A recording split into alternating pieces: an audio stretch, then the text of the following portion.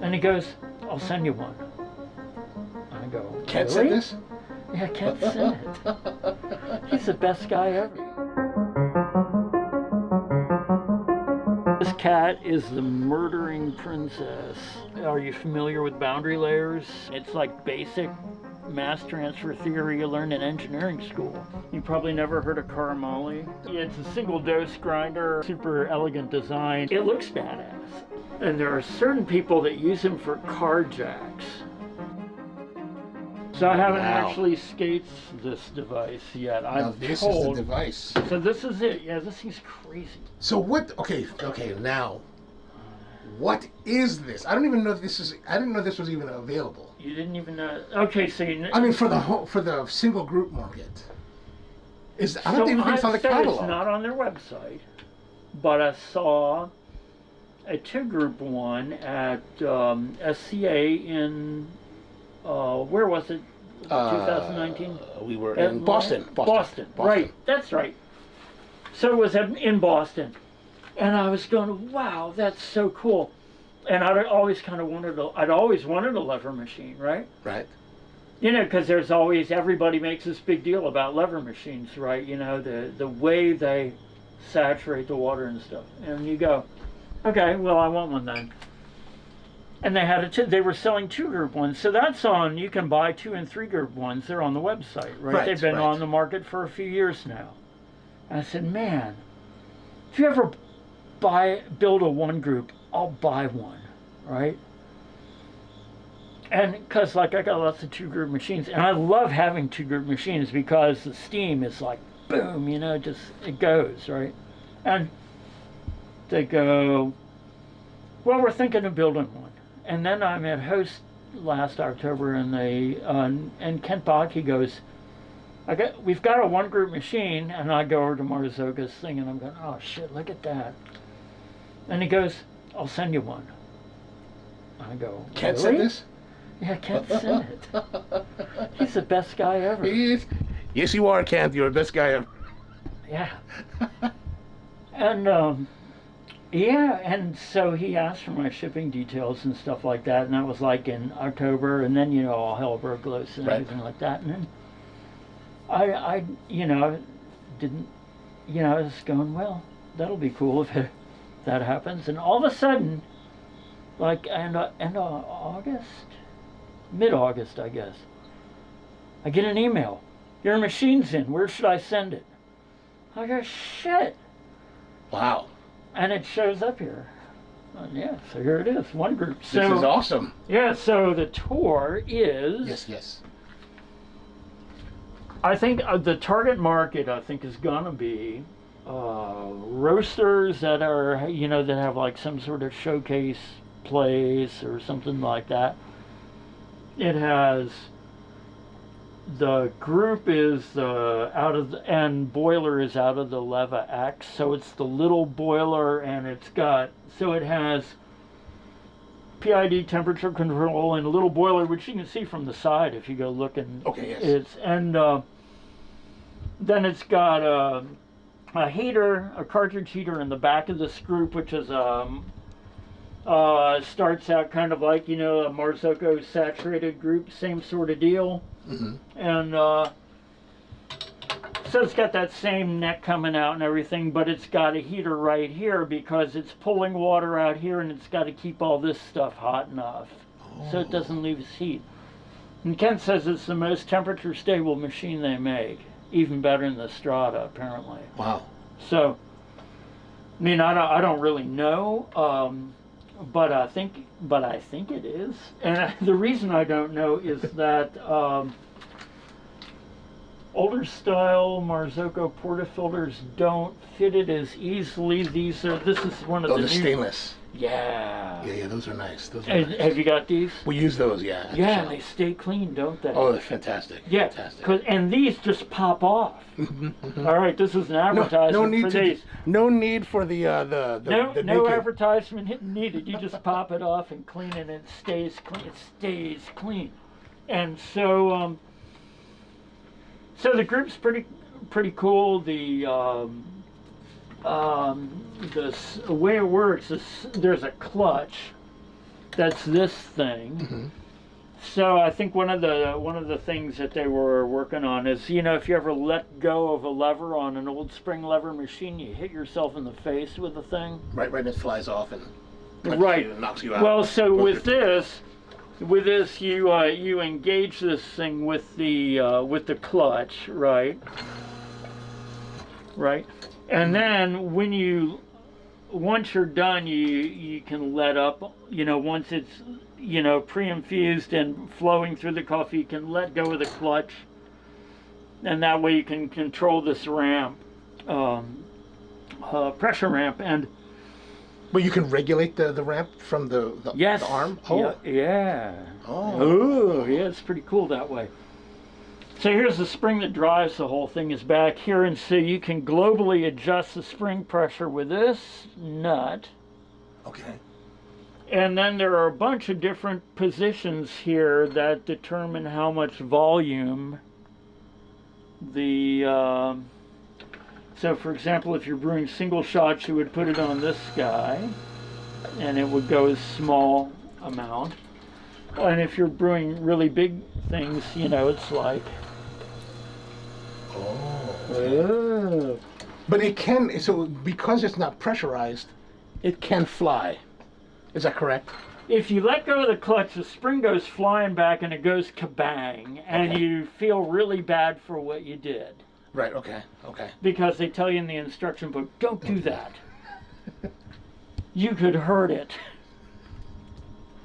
But at least you won't hurt yourself. At least you won't hurt yourself. Yeah, so I think everybody who owns one will do that at least once and scare themselves and endeavor not to do it again. So, okay, so that's that. And I think the steam wand or the steam valve is an electronic steam valve. Okay. And it's progressive, so...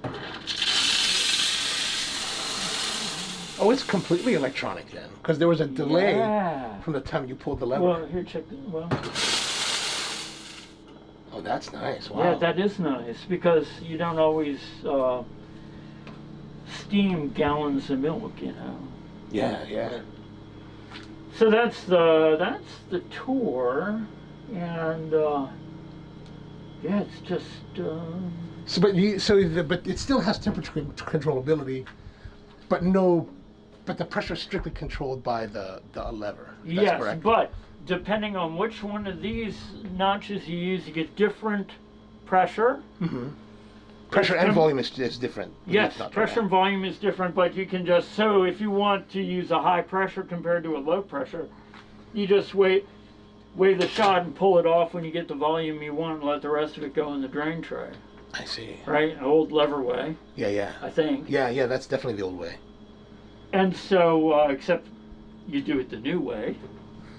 And then you, these pressure profiles, so this is pretty cool. When you start it, it expands out this profile, and then so you can pre-infuse how you want, and if you've got something you like, you can save it as a recipe. For example, these are all different ones. Some are, this being what I use, but this being, I don't know why those are there.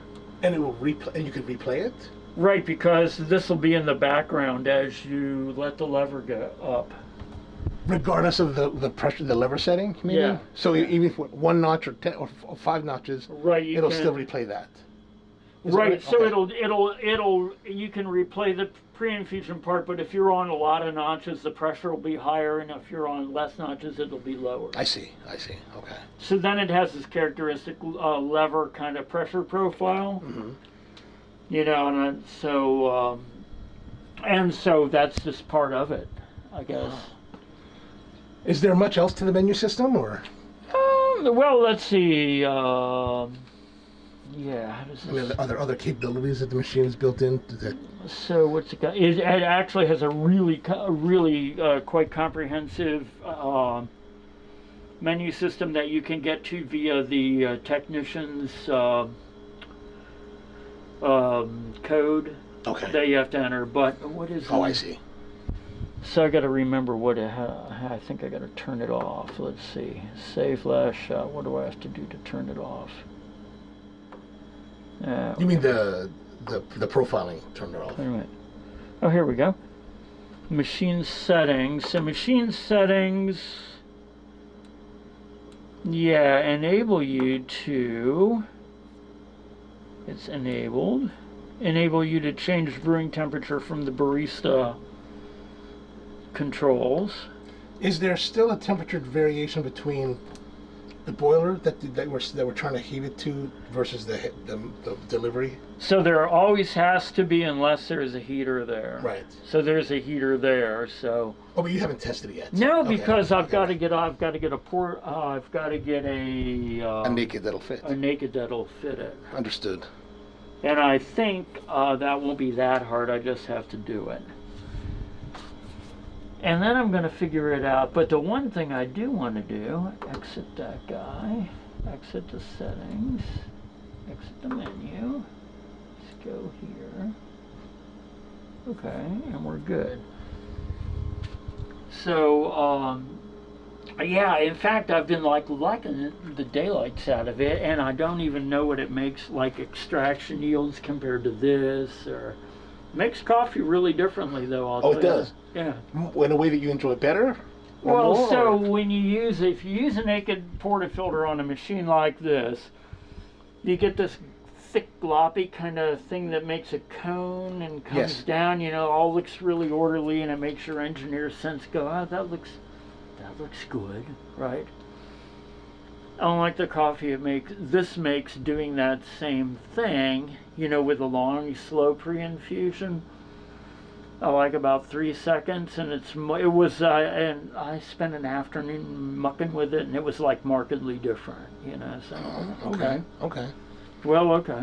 So whatever. So it's more. In your case, it's just more. This is brand new, and you just haven't taken the time to really. Yeah, I haven't measure it. I haven't really dug into it yet. Okay. Wow. So. Now it's 240, 220. 220. Yeah, 240. Typical. US what is it? It's 240, right? Okay. Well, I just know some of the sim groups that they've made in the past were at 110, 120, and that's why it's... Right. No, this is a 2, yeah. And this is a plumbed in version as well? No, so this is kind of cool. So actually, because I didn't want to cut holes in this, so so that the pre-infusion pressure is independent of whether you have a reservoir feed or independent of your line pressure. Okay. Right, okay. so you put a regulator, if you plumb this in, you can plumb it in or you can run it off the tank. Okay. The reason I was ranting about where all the machines go is this is not plumbed in right now. Right. But it would be over there. Oh, okay. Okay.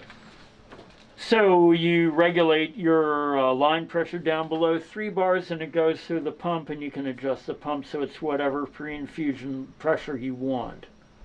The 2-group machines have a little thumb wheel underneath the drain tray. Mm-hmm. The 2 and 3 group machines. This does not. That's the only difference. I see.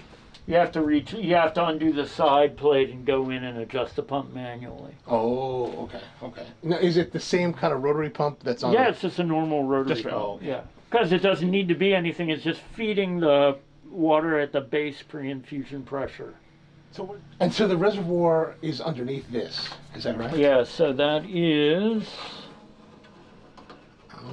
And I don't know if that's the same reservoirs they use in the GS3 or in the Linea Mini. Okay. I guess it kind of is. It's pretty cute. Yeah. It's easy got easy to get to. Easy to fill. So where's but the gray water just gets held in this tray. In this nice voluminous tank, and then you dump it out. Yeah. But on the other model, can that be plumbed in as well? This can be plumbed in as well, yeah. So the tray can be... Right, so here on the... Oh, there at the corner. Okay. So there would be where the drain tube fitting goes in. Okay. And then you would... Over on this side, you would turn off this valve and change the settings in the software to enable it to be plumbed in directly. I see. Oh, awesome. So, yeah. Very cool. Very cool. All right. Make coffee? Let's make coffee. Let's make coffee. And why am I doing 20.3? Yes.